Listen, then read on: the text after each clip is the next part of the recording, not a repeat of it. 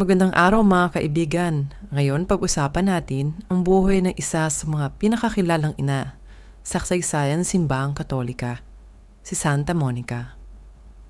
Si Monica ay pinanganak noong taong 331 AD sa Tagaste, sa kasalukuyang Algeria. Isang debotong Kristiyano, pinalaki siya ng kanyang mga magulang na may malalim na pananampalataya. Sa murang edad, ikinasal siya kay Patricio, isang pagano na kilala sa kanyang init na ulo at mga bisyo. Sa kabila ng mga kahirapan, ipinakita ni Monica ang kanyang wala hanggang pag-ibig at pasensya. Ang kanyang panalangin at halimbawa ay unting-unting nagdala ng pagbabago sa puso ng kanyang asawa. Naging Kristiyano si Patricio bago siya pumanaw. Subalit, ang pinakamalaking hamon sa buhay ni Monica ay ang kanyang anak na si Agustin. Isang matalino ngunit pasaway, lumayo si Agustin sa landas ng Diyos at nadulong sa kamakmundong kaligayahan. Hindi kailanman nawala ng pag-asa si Monica. Sa loob ng 16 na taon, ipinagdasal niya ng walang humpay ang pagbabalik loob ng kanyang anak.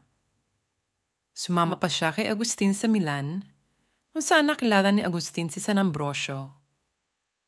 Siya ang naging susi sa kanyang pagbabalik loob sa pananampalatayang Kristiyano. Noong taong 387 AD, naganap ang isang milagro. Nagbalik loob si Agustin at nagpabinyag. Ang tagumpay na ito ang nagdigay ng hindi matatawarang kaligayahan kay Monica.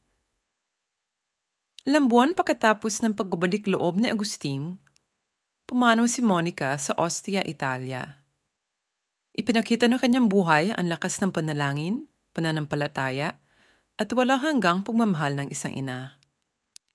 Hanggang ngayon, Santa Monica ay kinikilalang patron ng mga ina at mga nagdarasal para sa pagbabalik loob ng kanilang mga mahal sa buhay. Ang kanyang halimbawa ay patuloy na nagbibigay inspirasyon sa maraming tao sa buong mundo.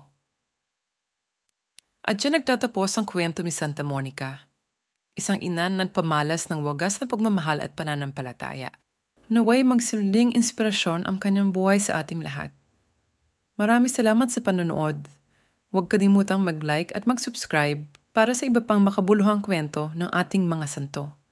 Hanggang sa muli, paalam.